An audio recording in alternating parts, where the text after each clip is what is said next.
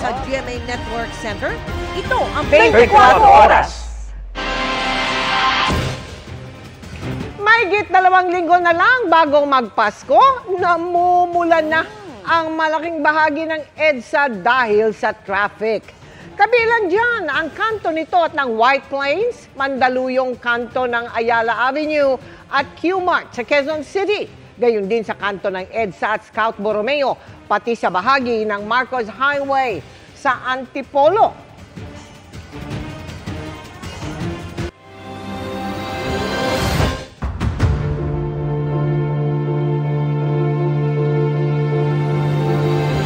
Magandang gabi po, Luzon, Visayas at Mindanao. Inatasan ni Pangulong Bongbong Marcos ang DFA at PNP na makipag-ugnayan sa mga embahada sa ibang bansa para matunton si dating Congressman Zaldico. Kasunod yan ang anunsyo ng Pangulo na kanselado na ang Philippine passport ni Ko. Gayunman, naunang binanggit ng DILG na 2 ang pasaporte nito. Git naman ang abogado ni Ko, wala pa silang natatanggap na impormasyon ukol sa nakanselang passport. Nakatutok si Mariz Umali. May babalita ko po sa inyo na ang passport po ni Zaldico ay kanselado na. Yan ang anunsyo ni Pangulong Bongbong Marcos kaugnay kay dating Congressman Zaldico, isa sa itinuturong sangkot sa anomalya sa mga flood control project at budget insertion.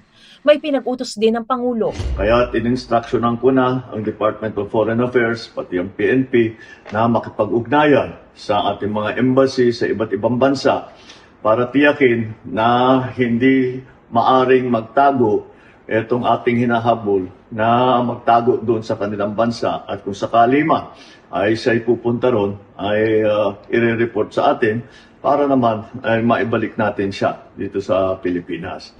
Sa huling impormasyon ng DILG, nasa Portugal umano nagtatago si Ko na noong Hunyo pa umalis ng bansa para raw magpagamot bago pa umusad ang mga investigasyon ukol sa flood control projects.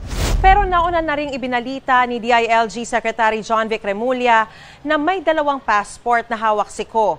Bukod sa kanyang Philippine passport, ay mayroon din daw siyang Portuguese passport. Kaya ang tanong, mapapawi nga ba talaga si Ko sa bansa para mapanagot sa umanay pagkakasala? Sa isang pahayag, sinabi ng abogado ni Ko na si Attorney Roy Rondain na wala siyang natanggap na impormasyon kaugnay sa pagkansela ng pasaporte ng kliyente. Ang tanging natanggap pa lang daw niya ay ang mosyon ng ombudsman na inihain sa 5th Division ng Sandigan Bayan para kanselahin ang kanyang pasaporte. May 5 araw pa raw sila mula ngayon para magsumite ng kanilang oposisyon. Naniniwala rin si Attorney Rondain na hindi pa raw nakakapagpasya ang 5th Division na kanselahin ito hanggat may oras pa siya para umapela. Bukod kay Ko, binanggit din ni Pangulong Marcos sa kanyang video message ang pagsuko ng contractor na si Sara Diskaya. Matatanda ang inunahan na ni Diskaya ang nakaambang warrant of arrest laban sa kanya at voluntaryong sumuko sa NBI kahapon. Inaantay ang formal ng paglabas ng kanyang warrant of arrest. Kaya't na nakikita po natin maganda naman ng takbo ng proseso at yung ating mga hinihilaang na kasama dito sa ganitong klaseng sindikato ay haharap sa hustisya.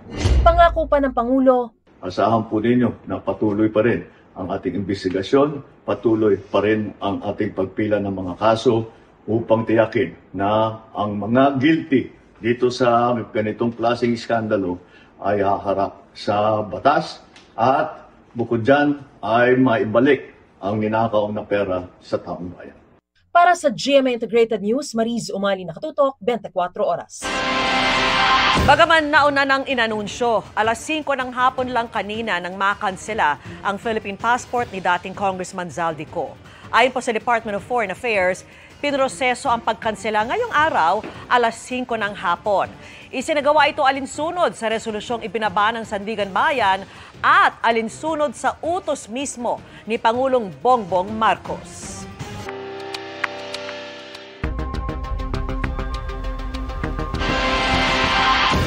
Hindi tulad ni Atong Ang, ligtas na sa anumang kaso ang aktres na si Gretchen Barreto kaugnay ng mga nawawalang sabungero. Dismiss na rin ang mga reklamo laban sa magkapatid na Dondon at Ella Kim Patidongan, kaya tinanggap na sila bilang state witness. Nakatutok si Sandra Aguinaldo. Kung ang negosyanteng si Charlie Atong Ang at ilan pang personalidad, inirekomendang kasuhan ng Department of Justice kaugnay sa missing sa Bongeros, ang reklamo naman sa aktres na si Gretchen Barreto at 10 iba pa, dinismiss ng DOJ Panel of Prosecutors. Ispekulasyon lang daw at walang sapat na ebidensya laban kay Barreto at iba pang miyembro ng tinatawag na Pitmaster Alpha Group.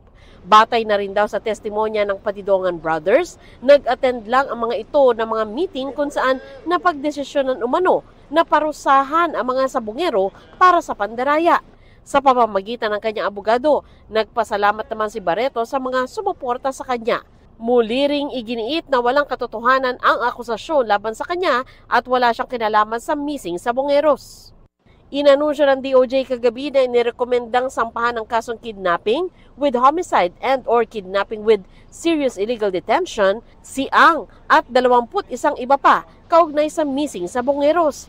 Kabilang sa sasampahan ng kaso ang ilang opisyal ng pulisya.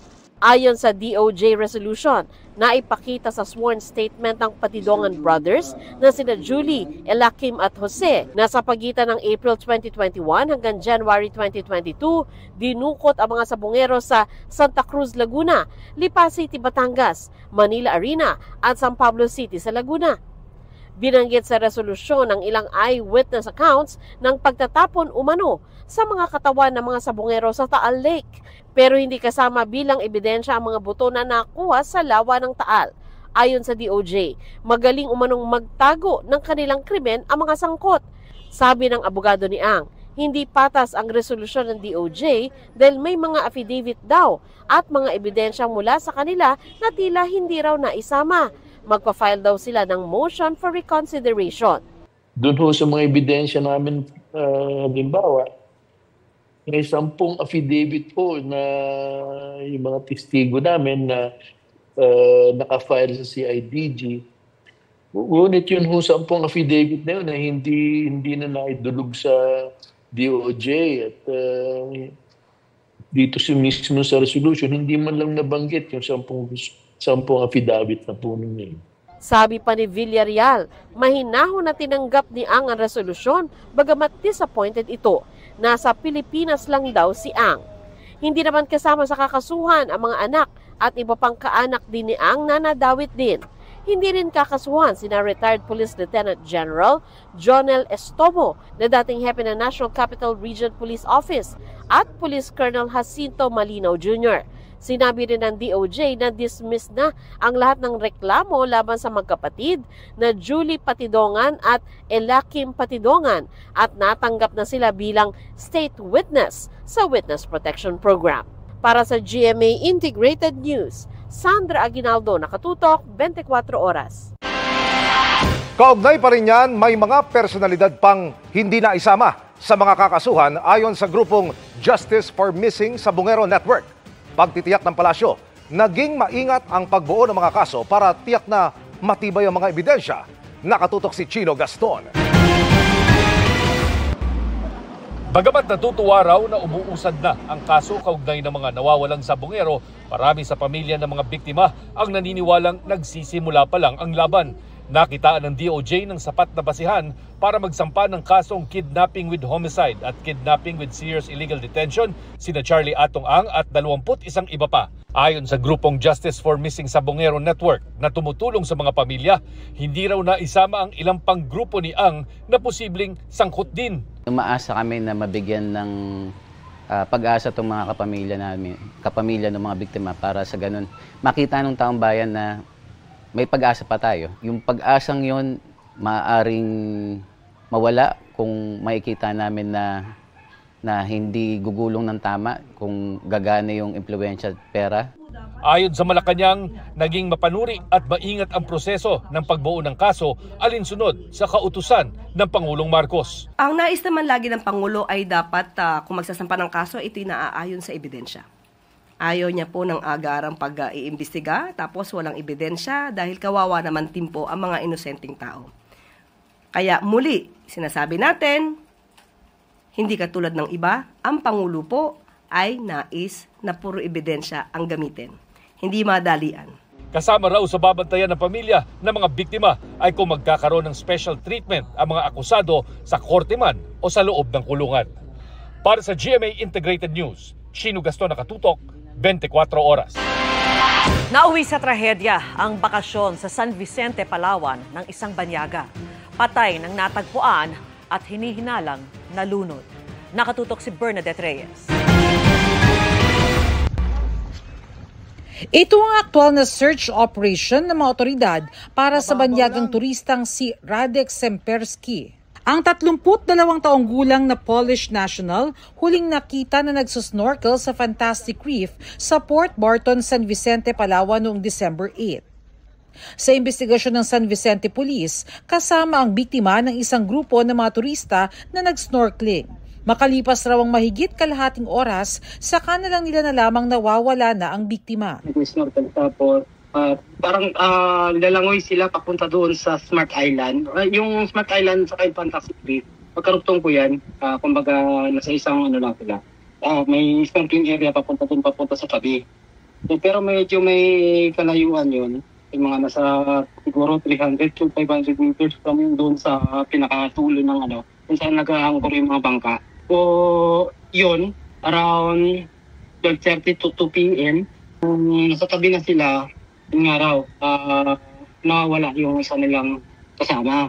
Kinaumagahan na ng December 9, patay na nang makita ang Polish national na sinasabing may indikasyon na pinulikat ito. Suot pa niya ang snorkeling gear nang matagpuan ng mga otoridad.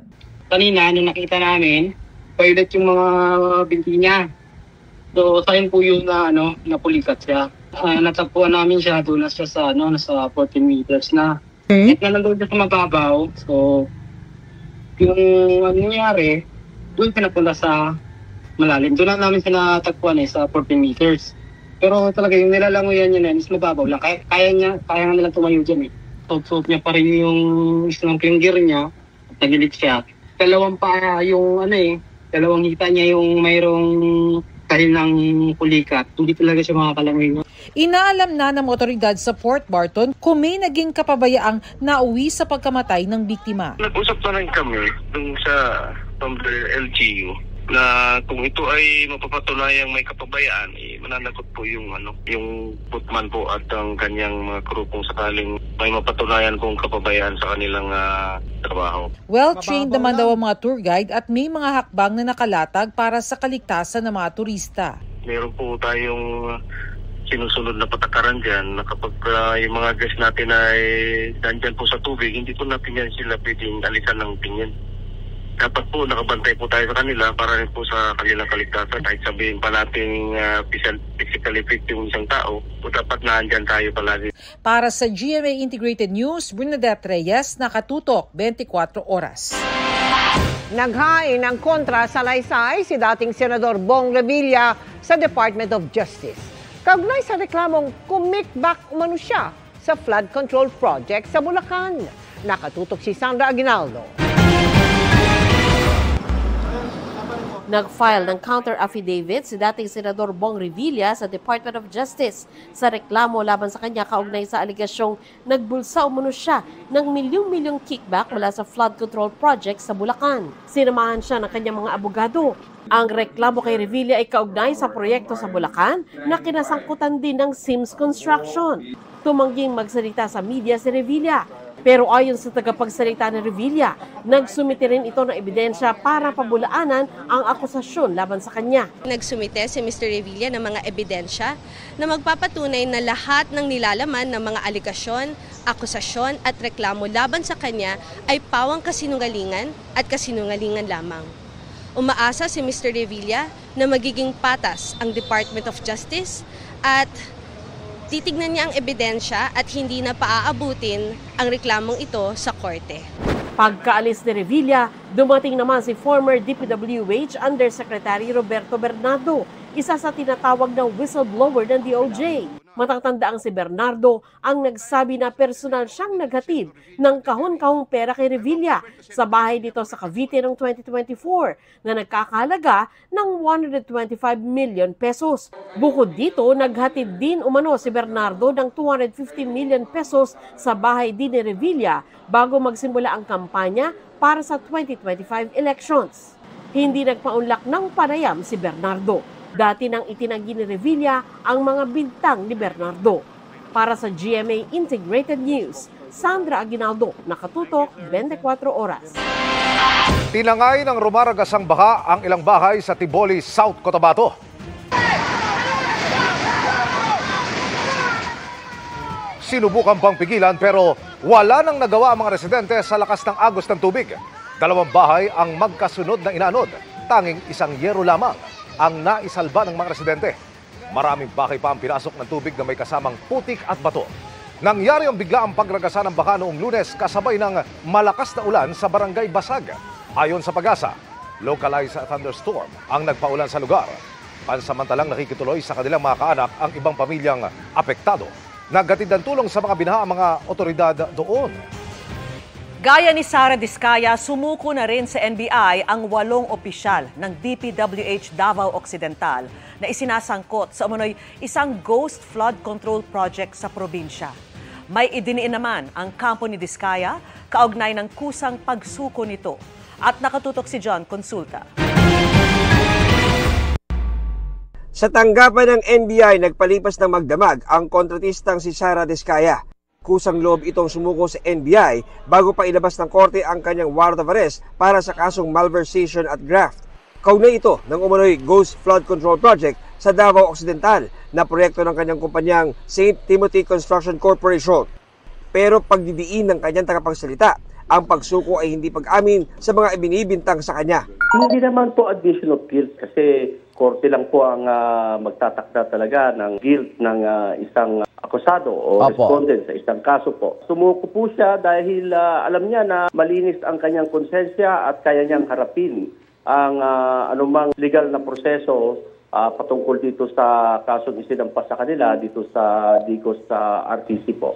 Git pa ng kampo ni Diskaya, walang ghost project sa Digos, Davao del Sur. Patunay raw dito ang mga litrato na kanilang iniligay sa isinumiting counter affidavit. Yung project na yan, tapos po yan. Actually, nakuha yan ng St. Timothy noong year 2022 pa. Opo. Okay, nagkaroon po ng construction agad. Ang problema po, nagkaroon ng mga pagbaharin doon sa mga lugar na yon. Nasira, ni-repair, nasalanta na naman ng bagyo, nasira, ni-repair ulit. Last month, nakumpleto na po yan, sir. Opo. Nakumpleto na po yan base po sa mga dokumentong ibinigay ng mga public respondents coming from DPWH Davao Occidental. Bukod kay Diskaya, inanunsyo ni NBI Director Lito Magno na sumuko na rin ang 8 pang Davao Occidental DPWH officials sa NBI Southeastern Mindanao Regional Office. Sabi ng NBI, gumawa ng letters of voluntary surrender ang 8 at nagpasailalim sa kustudiya ng NBI para harapin ang legal na proseso.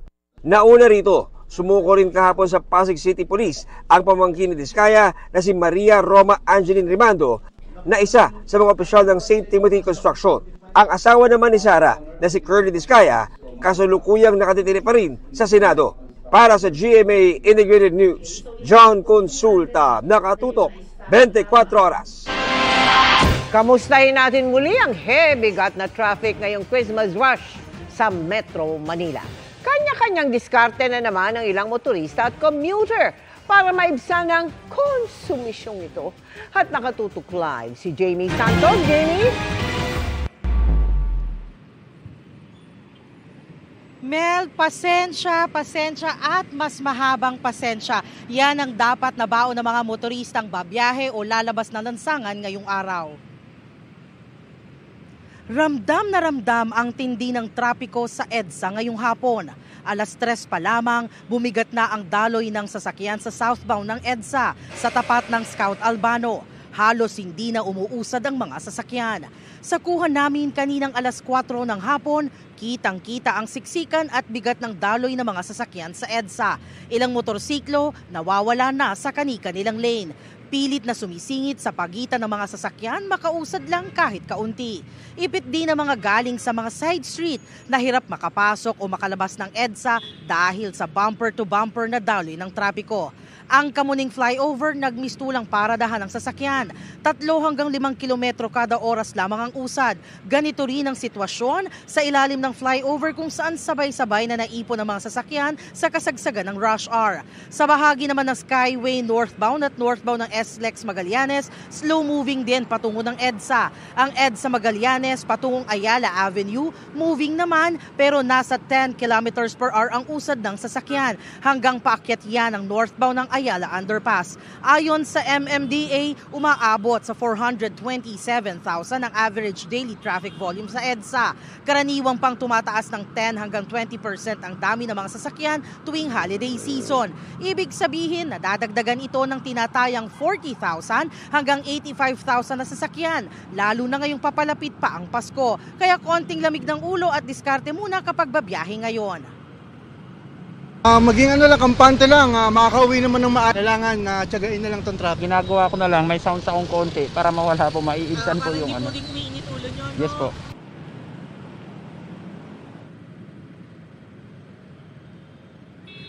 Hirap din makakuha ng sasakyan ang mga commuters kapag ganitong panahon, kaya may mga naglakad na lang.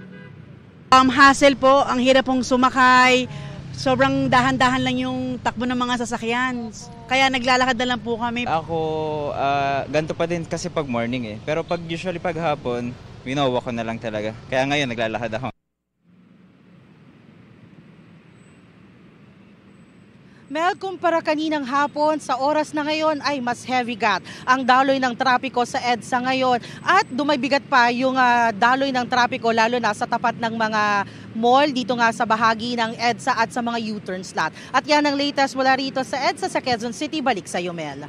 Maraming salamat sa iyo, Jamie Santos. Humihingi si Davao City Representative Paulo Duterte ng travel clearance mula sa Kamara para makabiyahe sa 17 bansa simula ngayong December 15. Kinumpirma ni House Secretary General Cheloy Garafil na may likam si Representative Duterte sa liderato ng Kamara para sa travel clearance. Sa kopyang nakuha ng GMA Integrated News mula po sa isang source, nakalista ang 17 bansang nais puntahan ni Duterte sa loob ng mahigit 2 buwan o mula December 15 hanggang February 20, 2026. Kabilang rito ang the Netherlands kung saan nakadetine ang ama niyang si dating Pangulong Rodrigo Duterte. Kasama rin ang United States at ilang pang bansa sa Asia at Europa. Nakasaad din sa liham na manggagaling sa personal na pondo ni Duterte ang gagamitin sa biyahe. Chika Minute na po mga kapuso at ang makiki-midweek chikahan sa atin walang iba kundi ang gumanap na Erenea sa Encantadia Chronicles Sangre na si Patricia Tumulak. Patricia! Maraming salamat at good evening mga kapuso. Miss Vicky, thank you. Nakisaya ang cast ng Sanggang Dikit for real at iba pang kapuso stars sa Irok Festival sa Indang, Cavite. Bukod sa fun activities, nag-enjoy din sila experiencing the culture firsthand. Panoorin sa report ni Dayan Localiano. Iba't ibang aktibidad na nagpakita ng galing, talento, musika, at nagkakaisang komunidad ang bumida sa pagdiriwang ng Irok Festival sa Indang, Cavite. Kasabay ng paggunita ng Indang Day, isang makulay na pagtangkilik ang isinagawa para magbigay pugay sa Irok o Kaong Tree, na itinuturing na mahalagang bahagi ng kultura at kabuhayan ng mga Indagenyo. Isang masayang kapuso fiesta rin ang handog ng GMA Regional TV. Kasama ang cast ng Sanggang Dikit FR na sina Lizelle Lopez, Matthew Uy, Seb Pajarillo, Kim Perez,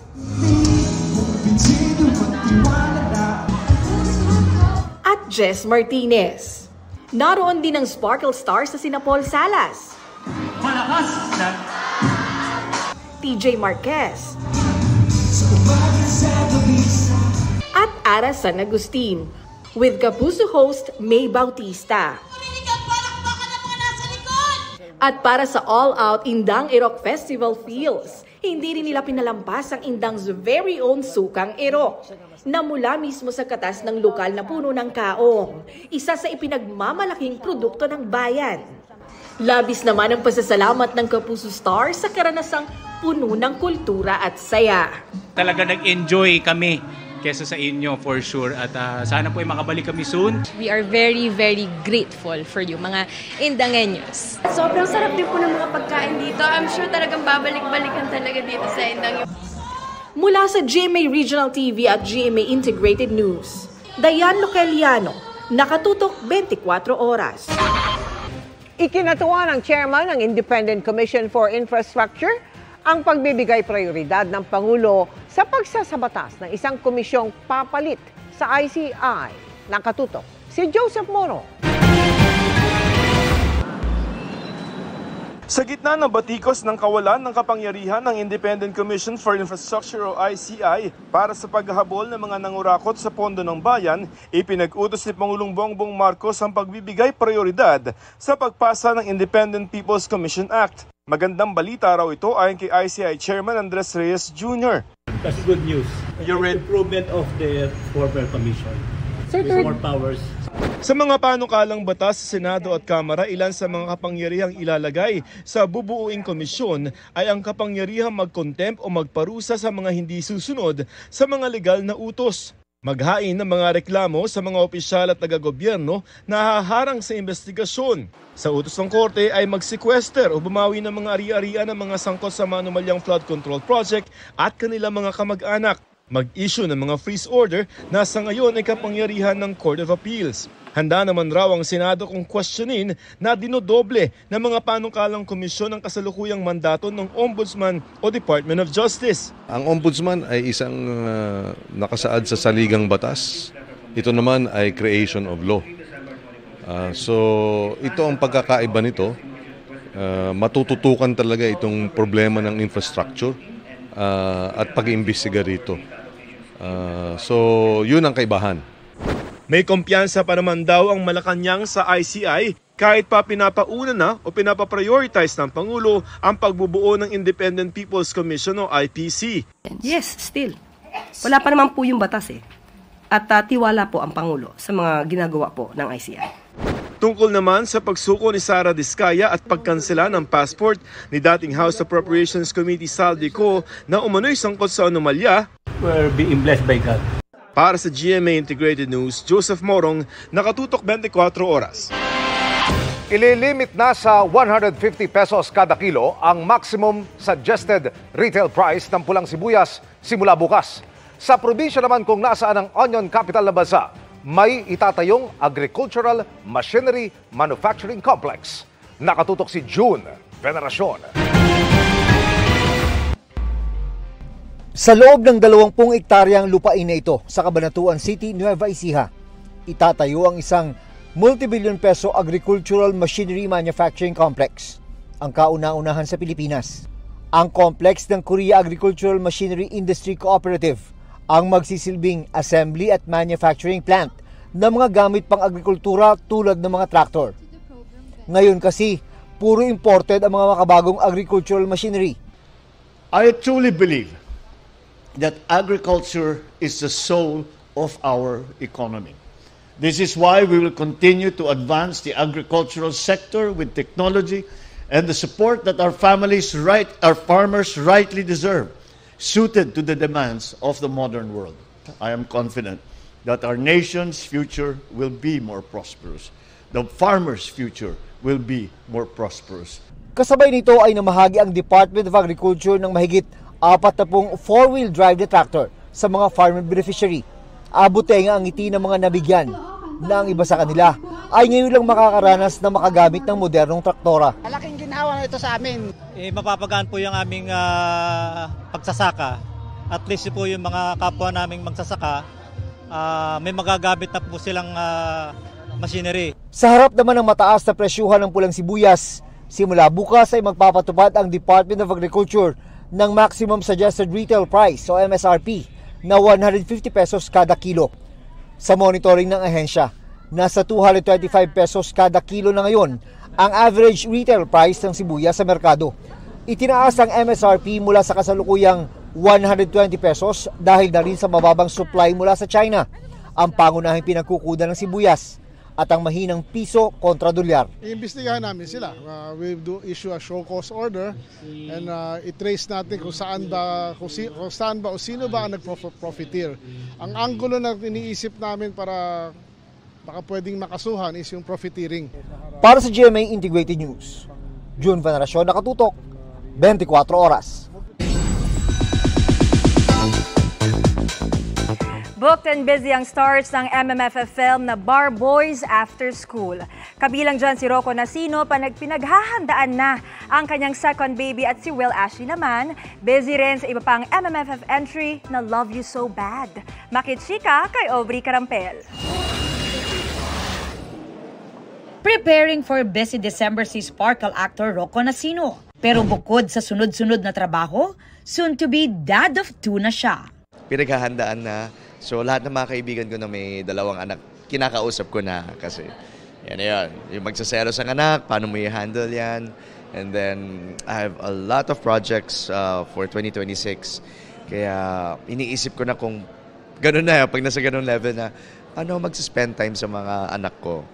Isa si Rocco sa cast ng Metro Manila Film Festival entry na Bar Boys After School. Ang co-star ni Rocco na si ex-PBB housemate Will Ashley, busy rin sa showbiz commitments. Bibida rin kasi si Will sa isa pang MMFF movie na Love You So Bad, kung saan makakasama niya ang kapwa Sparkle star na si Dustin Yu at si Bianca De Vera. Sobrang grateful, kahit na medyo pagod, nandun pa rin po mas nangingibabaw yung kasiyahan kasi ito yung pinangarap lang namin dati, pinangarap ko dati. Just recently, nanalong Best Supporting Actor si Will sa PMPC Star Awards for Movies para sa Cinemalaya film na Balota. Kaya mas inspired daw siya ngayon sa trabaho. Sobrang natuwa ako, nagbunga lahat at nakita ng mga tao. Thankful din sa sunod-sunod na projects ang co-star nila sa pelikula and fellow Sparkle artist na si Therese Malvar. Tulog po si Lolo. Napanood si Therese as Dina sa Encantadia Chronicles Sangre at kasama rin sa KMJS Gabi ng Lagim the Movie. Soon gusto naman daw niyang subukang mag-direct at mag-produce ng sariling film. Ngayon nag-produce na ako, ngayon marami ng pelikula at marami pa akong nakikilalang mga tao dahil dun sa pagbabagong yun. First MMFF movie naman ito para kay Sparkle and Baka love stream actor Bryce Eusebio na marami raw natutunan sa kanyang co-stars. 1,000 times I'm sorry. Nagpasalamat din si Bryce sa lahat ng sumubaybay sa Maka Love Stream na mapapanood na ang finale sa December 13. Wala kami sa nararating namin ng Maka ngayon, kundi dahil sa mga supporters namin. Aubrey Carampel, updated sa Showbiz Happenings. Dahil umano sa pagsisinungaling at pagtangging sumagot, cited in contempt sa Senado ang isang Chinese na iniuugnay sa warehouse na nahulihan ng umano'y smuggled na karne. Nakatutok si Mav Gonzalez. Mahigit 1 taon matapos ang raid sa warehouse sa Cavite kung saan nasabat ang halos 100 milyong pisong halaga ng frozen meat at iba pang pagkain, naaresto ng Bureau of Immigration ang Chinese national na si Shi Chaokun, isa sa mga umuupa sa naturang warehouse. Nahuli siya sa NAIA Terminal 1 itong Biyernes matapos subukang lumabas ng bansa. Sa pagharap ni Shi kanina sa Senate Committee on Agriculture, sinabi ni Shi na hindi niya alam kung saan galing ang mga smuggled meat dahil may mga kapwa Chinese na nakikilagay rin sa warehouse. Sino po yung kliyente niya? Pangalan ng restaurant? He is explaining that I don't know the bosses there or the heads, but I know the address. I know the address, but not really the name. Kailangan namin yung pangalan ng mga restaurant na smuggled na mga I have forgotten the names. I'm sorry. Only the address. Only the address. Well, give us the address, but unbelievable na hindi mo alam yung mga pangalan ng restaurant. Nanindigan din si Shi na walang tumulong sa kanyang Pilipino para magnegosyo rito at wala rin daw siyang kakilala sa gobyerno, partikular sa Bureau of Customs. I said that I don't know anyone here. The time that I came, I really don't know anyone, so I cannot say anything to convince you that what I'm saying is the truth. And I just came here with my knowledge that I just want to do this kind of business, but I really don't know anyone. Ayon kay Shi, nakakuha siya ng visa sa tulong ng isang Chinese national mula sa isang group chat. What is his name? I don't know his real name or exact name because in the group chat, in WeChat, so they always use their alias.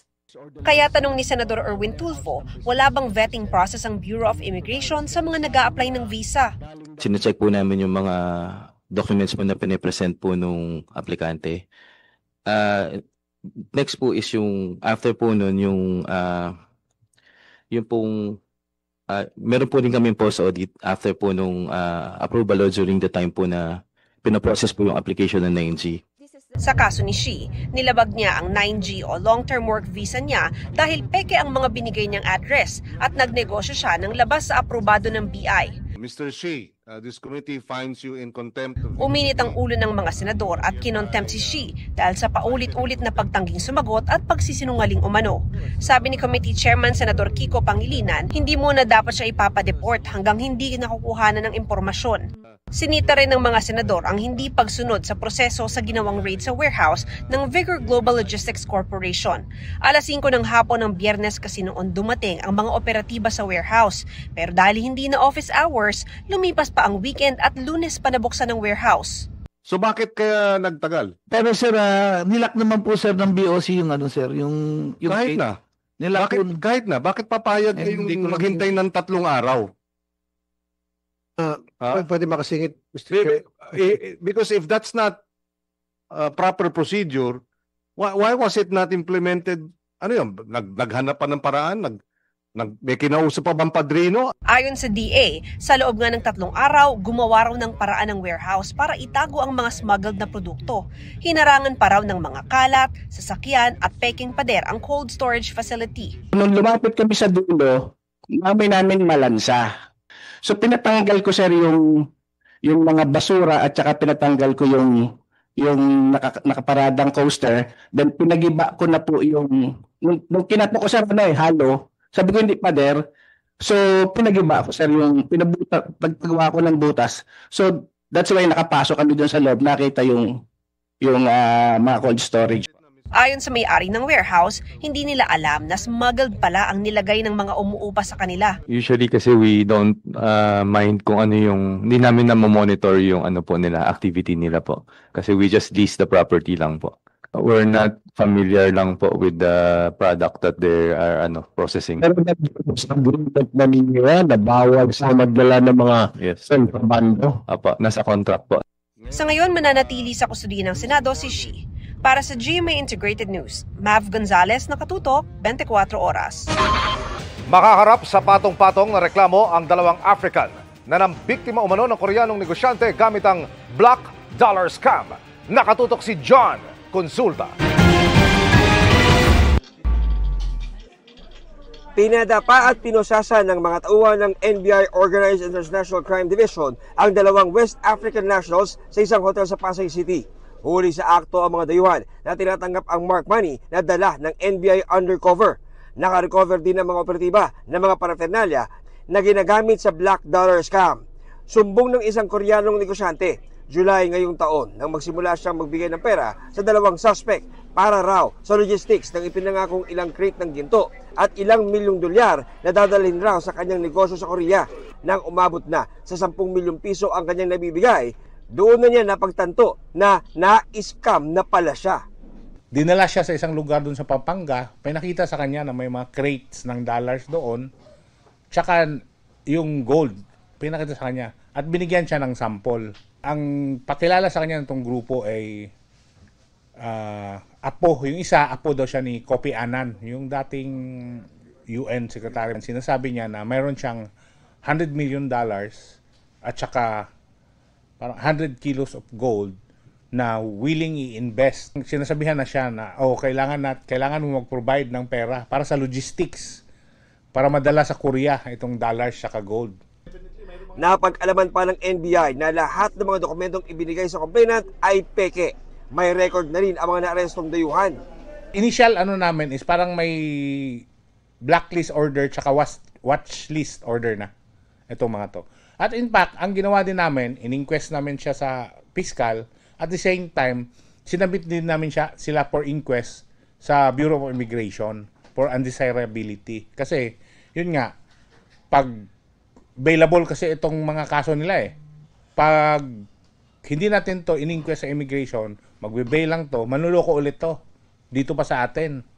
Wala pang pahayag ang mga dayuhang suspect na naharap sa reklamong estafa, illegal use of alias, use of falsified documents at money laundering offense. Para sa GMA Integrated News, John Consulta, nakatutok 24 oras. May ginto na agad ang Pilipinas sa pagsisimula pa lang ng 2025 SEA Games. Pero sa gitna ng kompetisyon, pinauwi ng Cambodia ang lahat ng atletang ito. Kasunod yan ng tensyon sa border ng Cambodia at Thailand. Nakatutok live si Jonathan Andan. Jonathan. Vicky, sawadee-kap. Mula po rito sa Bangkok, Thailand, sa mga oras po na ito ay nakaka-8 medalya na ang Team Pilipinas dito sa 2025 Southeast Asian Games. 6 na bronze, 1 silver at 1 ginto.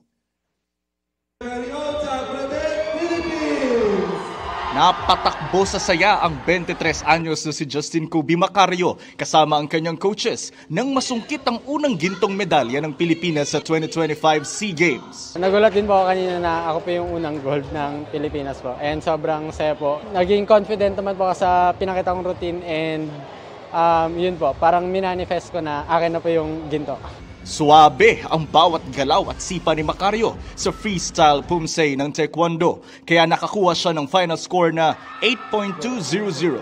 Pangatlong SEA Games na ito ni Macario. First time rin niyang sumali sa individual category dahil lagi siya sa team event ng Taekwondo. Hindi ako sanay, sobrang iba po kasi sa court may makikita kang mga kasama mo, ganun. Kanina mag-isa mo lang, ganun. Parang sige, hindi lang para sa akin to, para sa country, sa lahat ng mga sumuporta po sa amin. Yun po yung mindset ko. Ang ganda nung nung character niya, saka nung pagkakagawa niya, na-amaze ako habang gumagalaw siya. Parang ibang-iba siya dyan. Dahil gintong medalya, sigurado na ang incentive ni Macario na 300,000 pesos. Sigurado yan. Meron pandagdag yan. Meron pandagdag. Galing saan, sir? POC, hopefully, from Malacanang. Ang unang silver medal naman ng Pilipinas galing din sa Taekwondo, ang trio nila Reyes, Alcairo at Corton ng men's recognized pumsay.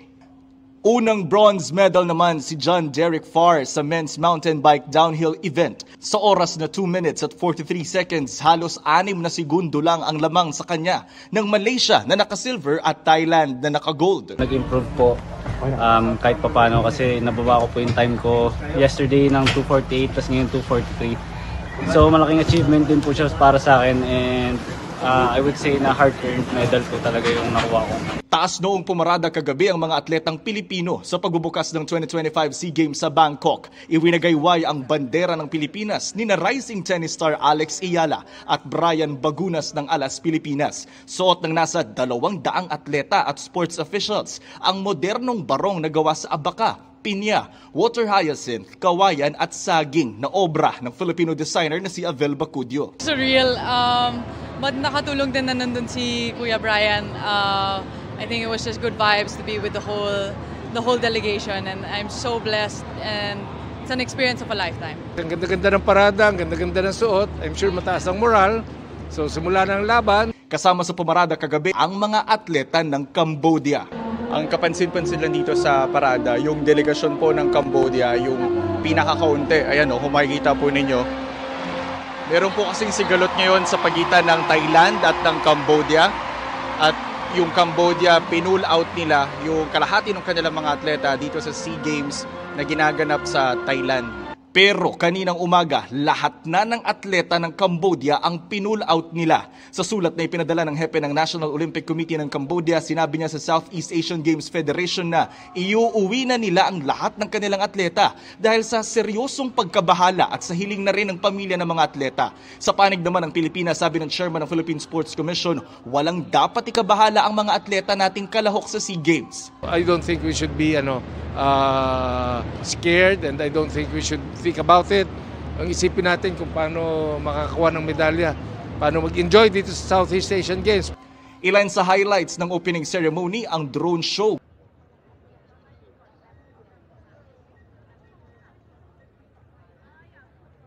Yes, Vicky, batay sa latest tally, ng SEA Games. Pang-7 ngayon ang Pilipinas sa ranking. Yung munang latest mula rito sa Bangkok, Thailand. Ako po si Jonathan Andal ng GMA Integrated News at ng POC Media. Nakatutok 24 oras. Maraming salamat sa iyo, Jonathan Andal.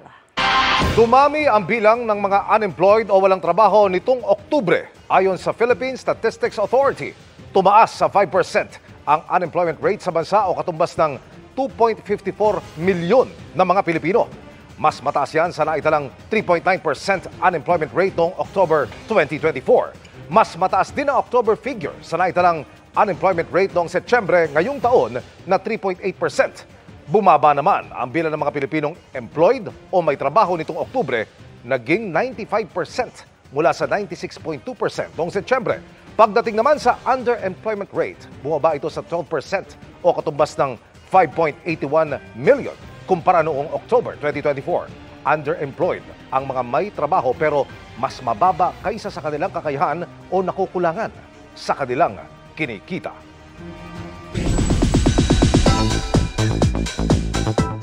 Exciting ang mapalapit na grand finale ng The Voice Kids.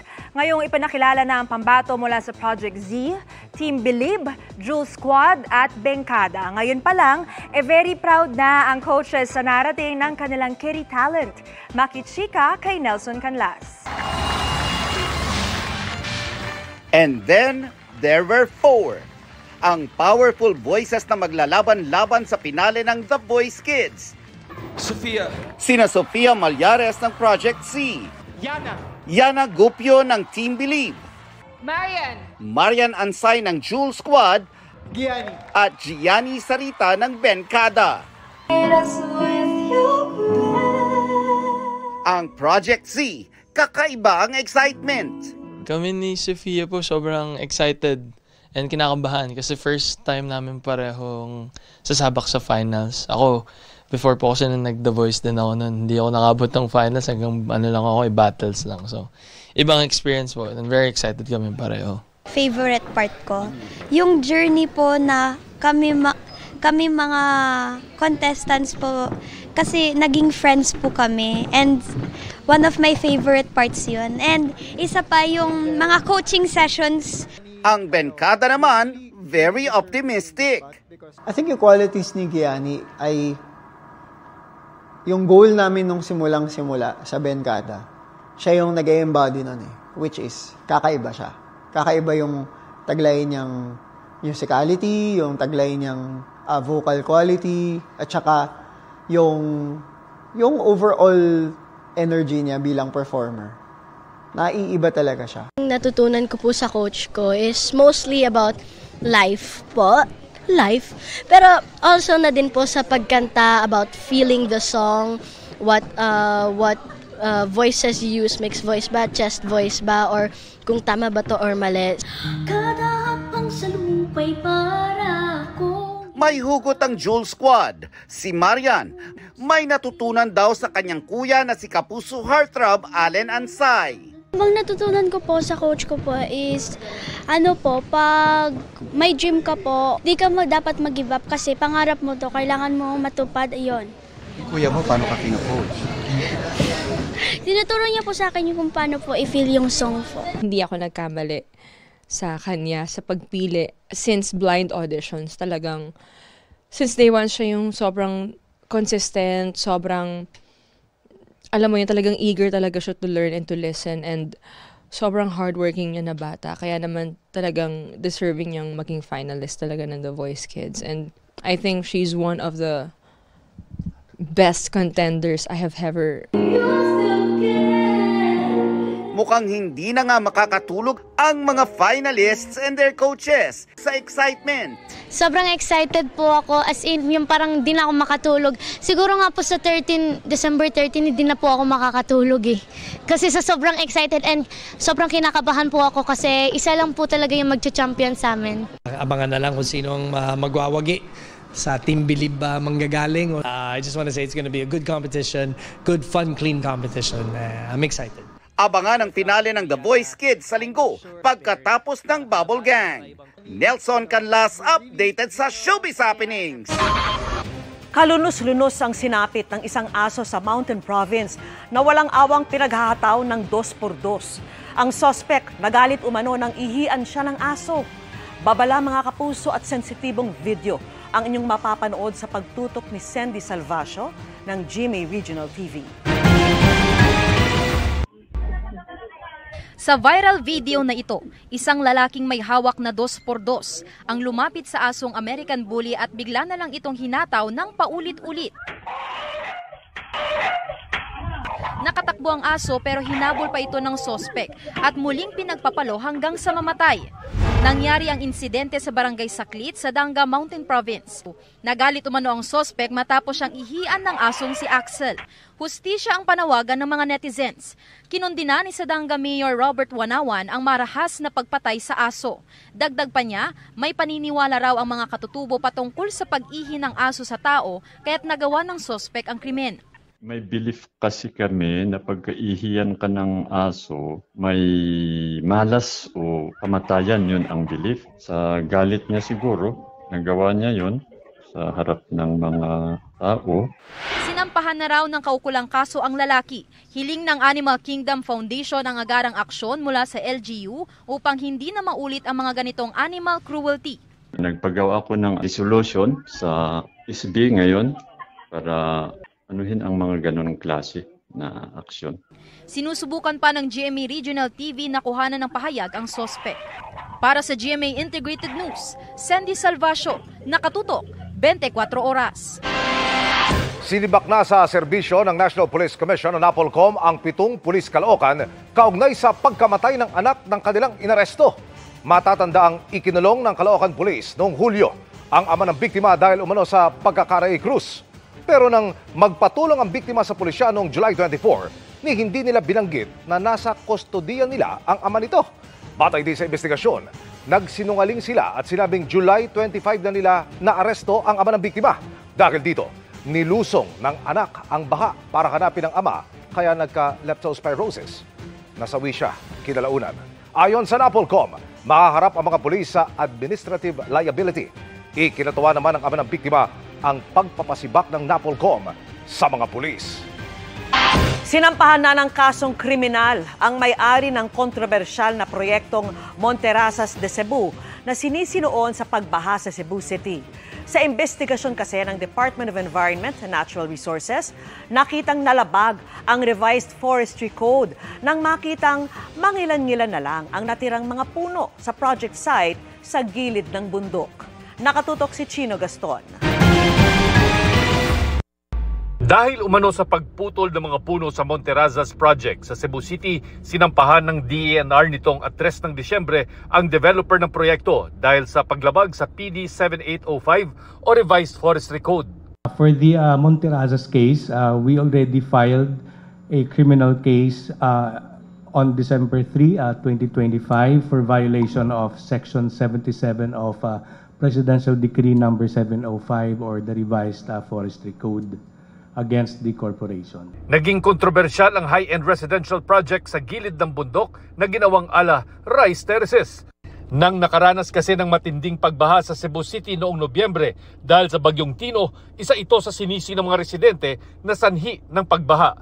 Sa investigasyon ng DENR, napag-alamang iilang puno na lang ang natira sa lugar. We have evidence that we have gathered, we have satellite imagery, and then we had an inventory conducted in 2022 of, I think, there was, if I'm not mistaken, there was an intention to apply for something because a inventory was conducted in 2022 which identified 745 trees, and last we checked, when we checked recently, there were only 11 trees left. Sinusubukan ng GMA News na makuha ang pahayag ng Mont Property Group na nagmamay-ari ng proyekto.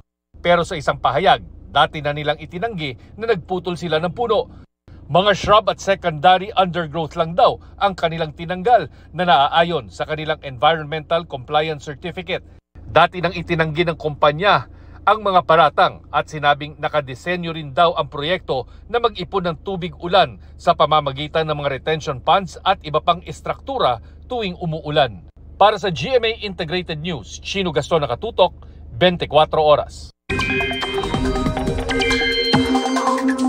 Mga kapuso, nagpapatuloy pa rin ang maulang panahon sa ilang bahagi ng bansa ngayong araw. Dahil pa rin yan sa umiiral na dalawang weather system, ang Amihan at Shear Line. Base sa datos ng Metro Weather, umaga pa lamang bukas, heavy to intense rain na ang aasakan sa Northern Luzon, partikular sa Cagayan at Isabela. Ganyan din ang aasakan sa Quezon at Bicol region na magpapatuloy hanggang sa gabi.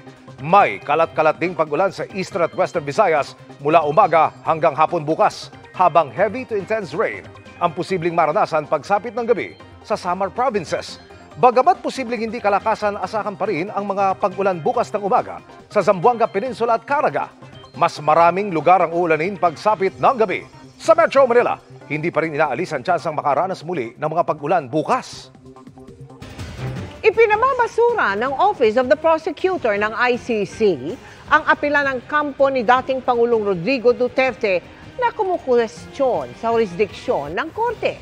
Sa dokumentong isinumiti sa Appeals Chamber ng ICC, iginiit ng Office of the Prosecutor na sakop ng korte ang aligasyong crimes against humanity laban kay Duterte dahil ang iniimbestigahan ng korte ay nangyari bago pa kumalas ang Pilipinas sa Rome Statute. Hiniling naman ang kampo ni Duterte sa Appeals Chamber na payagan silang sumagot uli sa pahayag na ito ng prosecution. Ayon sa depensa, kinatigan na noon ng pre-trial chamber ang posisyon ng depensa na hindi pwedeng gamitin ng ICC ang kapangyarihan nito kung kumalas na sa Rome Statute ang bansa nang simula ng prosekusyon ang investigasyon. Kaugnay naman ang ulat natin kahapon sa puna ng COA. Sa gastusin ng MMDA noong 2024, sinabi ngayon ng MMDA na malaking pondo ang hindi nila nagamit noon dahil na-delay ng pandemya ang Metro Manila Flood Management Project. Base sa report ng Commission on Audit, 40.40% lamang ng pondo para sa proyekto ang nagamit para sa Phase 1 hanggang October 2024. Dahil dito, nagbayad ang gobyerno ng 37.4 million pesos mula 2018 hanggang 2024. Multa yan sa hindi paggamit ng pondo sa oras, isa sa mga kondisyon ng pautang ng World Bank para sa proyekto. Gayunman, ayon sa MMDA, nakakahabol na ang ahensya at nasa wrapping up stage o patapos na ang proyekto. Nakipagpulong na rin ang MMDA sa World Bank. Kaugnay nito, tiniyak din niya na magagamit ng tama ang pondo para sa kinakailangan nitong layunin. Yan pong project na yan ay yung Metro Manila Flood Management Project na funded po ng World Bank. Yan po pertains to minimization ng solid waste sa ating waterways. Inabot po kasi yan ng pandemic. Nasabi nyo nga po na ang period na covered niyan ay 2018 to 2024. So yung bulk po ng delay niyan happened because of the pandemic. Kaugnay naman ang ulat natin kahapon tungkol sa Phase 2 ng solar farm sa Olongapo City na inirereklamo ng mga residente, binigyang diin ng Department of Environment and Natural Resources o DNR na mahalagang malaman kung nagputol na nga ng mga puno at magpatag ng lupa sa bundok. Ayon sa DNR, kung hindi tama ang pagpapatag ay maaring ma-expose ang lupa at magkakaroon ng runoff ng tubig. Kinikilala rin daw ng kagawaran ang pangamba ng mga mamamayan na mauwi sa baha at landslide ang anumang pagpuputol ng puno. Dagdag pa ng kagawaran, may threshold ang mga proyektong ito base sa kapasidad ng kuryenteng nalilikha nito. Kung mas mataas ay kakailanganin nito ng Environmental Impact Study base sa regulasyon ng DNR. Hinikayat din ito ang mga residenteng maapektuhan ng solar farms na makilahok sa public hearing at consultation stage para maihayag at madinig ang kanilang mga hinaing. That's precisely what DNR is making sure that there are sufficient safeguards and that the environmental damage or impact, if any, is going to be minimized. Here, in their application for ECCs and in their application where there are protected areas that are affected, then our offices concerned will be vigilant. Hindi lang Mary kundi high-tech na rin ang pag-iilaw at pagbubukas ng mga Christmas attractions sa bansa. Sa Coronadal City, makulay ang Christmas display sa bagong bukas na Paskoronadal 2025. Hindi naman nagpahuli ang Paskuhan Festival sa Pagadian City dahil sky's the limit ang Christmas gimmick. Nakatutok si Tina Panganiban Perez. Christmas tree, Santa's hat, at snowflake. Ilan lang ang mga pangkaraniwang Christmas symbols na yan na itinampok sa high-tech paandar sa Paskuhan Festival 2025 sa Pagadian City. Mahigit 100 drone ang ibinita sa kauna-unahang aerial show sa lugar. Pinailawan din ang 88 feet na Christmas tree featuring giant cartoon characters. Ang one-of-a-kind experience, lalo pang pinaganda ng Pyro Musical Show. Grabe ka, bibo, ka-enjoy, dili ka bariyan. Fireworks display karon. Sumalipayan sila. Opo, unta adlaw-adlaw po Pasko para ingani kabibo po. Pero di lang ang mga mata ang nabusog dahil may food bazaar din sa lugar. May picture-worthy decorations din sa loob ng plaza. Sweet surprise naman ang pagbubukas ng Paskoronadal 2025 sa Coronadal City dahil ang City Hall grounds nag-transform sa isang cute candy land mula sa giant lollipops, candy houses at massive cupcake display kahit saan pwedeng mag-photo op. Sa loob naman ng City Hall, bubungad ang isang Christmas tree na may palamuting teddy bear at blue hot air balloons. 3, 2, 1! Ang madilim na paligid sa San Jose City, Nueva Ecija, pinaliwanag din ang makukulay na ilaw ng St. Joseph Parish Church. Pinapailawan ng simbahan tuwing December 8, kasabay ng pagdiriwang ng Immaculate Conception. Nagkaroon din ng banal na misa at prosesyon. Para sa GMA Integrated News, Tina Panganiban Perez, nakatutok 24 oras. Nakatakdang talakayin ng gobyerno ang pagsadsad ng halaga ng piso kontra dolyar. Nasa 59 na piso at 21 sentimo na halaga ng $1 kanina. Bagya lamang mas malakas sa halaga ng piso kahapon kung kailan naitala ang all-time low na palitan ng piso at dolyar. Ayon sa Malacanang, nakatakdang magpulong ang economic team at Bangko Sentral ng Pilipinas bukas. Hindi pa masabi kung makaka-apekto ito sa inflation o bilis ng pagmahal ng mga bilihin ngayong holiday season. Mas palabang David Licauco ang aabangan this 2026 sa upcoming Kapuso series na Never Say Die with Jillian Ward. Busy nga si David sa iba't ibang commitment na nakatulong naman daw sa kanyang anxiety. Pero sabi niya, meron daw siyang nami-miss. Ichichika yan ni Nelson Canlas. Miss ko rin dating Dustin. Hindi na nagkaila si David Licauco nang tanungin kung miss na niya ang BFF na si ex-PBB housemate Dustin Yu. Dahil kapwa na naging busy, bihira na raw magkita ngayon ang mag-best friend. Lalo't kabila na rin ang naging trabaho ni Dustin pagkatapos ng unang season ng PBB Celebrity Collab Edition. Biro ni David. Siya yung hindi nagpapakita. Naging busy na ako sa showbiz eh. Pero siya yung priority ko. Ngayon, anyari. Same lang yun, yung Maria Clara, grabing business ko nun. Kung saan ako, pero lagi ko siyang kasama. Sa gitna niyan, thankful daw si David ngayong taon dahil nagamit niya ang pagiging workaholic para mabawasan ang kanyang anxiety. I became better. Before kasi kung wala akong ginagawa, for example, in the day, kahit 2 oras lang yun, I get anxious. In 2026, tuloy-tuloy ang trabaho para kay David. Lalo't mapapanood na ang upcoming Kapuso action drama series na Never Say Die. Siguraduhin namin may mananagot. Ngayon pa lang, may patikim na sa mga aabangang eksena nila nang makakasama niya sa serye na si Jillian Ward. Kapansin-pansin ding both David and Jillian will be shedding off their soft and cute image sa serye. You Never Say Die will be airing January. Hopefully, I get a movie next year. Magiging busy din si David next year sa itatayo niyang resort sa Siargao. Looking forward din daw siya to be a better version of himself. Definitely a better David. Syempre, we have to keep on learning. We have to be better every year, every day, if kaya. Nelson Canlas, updated sa Showbiz Happenings. Mabilis sa tsikahan tayo para updated sa Showbiz Happenings. Marami raw makaka-relate sa latest episode ng Magpakailanman this December 13. Gagampanan ni Sparkle Star Thea Tolentino at Rocco Nacino ang kwento ng mag-asawang humarap sa financial problem. Samantala, may new look naman ang ex-PBB housemate na si Ashley Ortega. Rock na rock ni Ashley ang kanyang bangs para sa upcoming series na Apoy sa Dugo.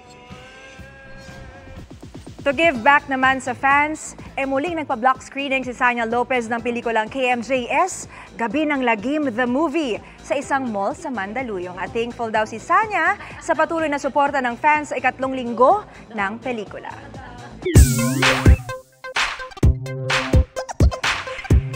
Sa mga hahabol sa Christmas party, baka makadagdag kulay sa inyong Pasko kung may pa-costume kayo. Kung ayaw nila, ma'am, pwede ring mga fur baby na lamang nila ang bihisan. Yan na nga ang paandar ng ilang naki-Christmas party sa Novaliches sa Quezon City. Ayun na nga. Pero yung mga andon, game yung parehong fur parent at kanilang mga alaga. Ang costume ng iba, panghanda sa Noche Buena. Meron ding nagbihis, Christmas tree. Ang isa ay feeling extra at may pakpak pa ang all-white na costume. Bukod sa fashion show, may handog din doong libreng veterinary services. Yun, ang importante.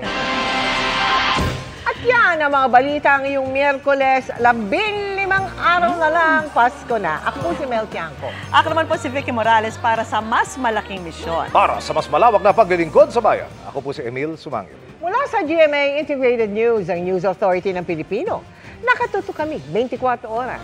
Ang Pasko, so ng Pasko.